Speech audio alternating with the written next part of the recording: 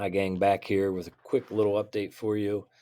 I had quite a bit of work come in over the holiday break, so I'm getting some work submitted.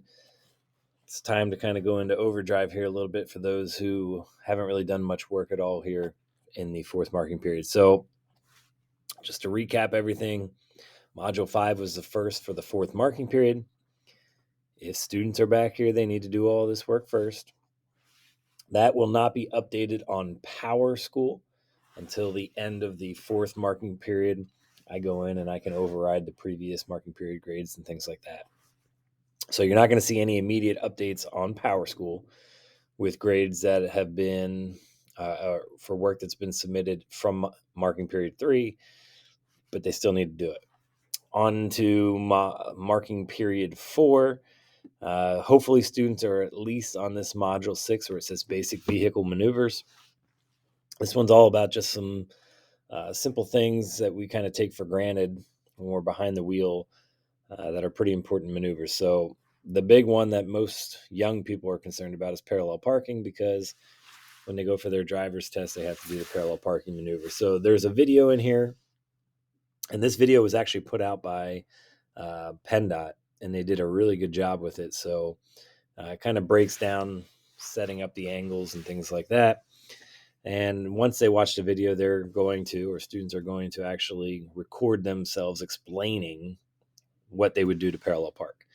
And I think if you can explain it, sometimes it's a little bit easier when you're actually in the vehicle doing it. So that's what's going on there.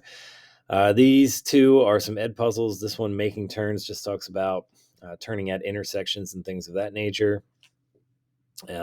Basically, when do I start to turn the wheels to make my turns? And a lot of people aren't very comfortable with that. It's a pretty good video that explains it. Turnabout tasks, these are just ways to turn around, like a U-turn, 3-point turn, things like that. This review of basic vehicle maneuvers, just an overview of all these, and then there's an assessment. There's 10 questions. They need to get 8 correct to be able to move on. After they're done with that, there's a few more modules down here at the bottom. 7, 8, 9 are the last 3 that have to be completed. I say this all the time, and it seems like in this fourth marking period, the days fly by, and there's a lot of activities and events and things like that going on. So the better students can stay up to date with this, the easier the end of the year will be for them. I have some students actually that have completely finished the course already, which is great. Certainly don't need to be at that point here, but hopefully the students are at least on this module 6. If you could check for me and see whether or not that's taking place, that would be very helpful for both me and for the students as well. The last thing I wanted to talk about, I've had some emails and questions about this. If there's any documentation that takes place that students have completed this course, and yes, there is.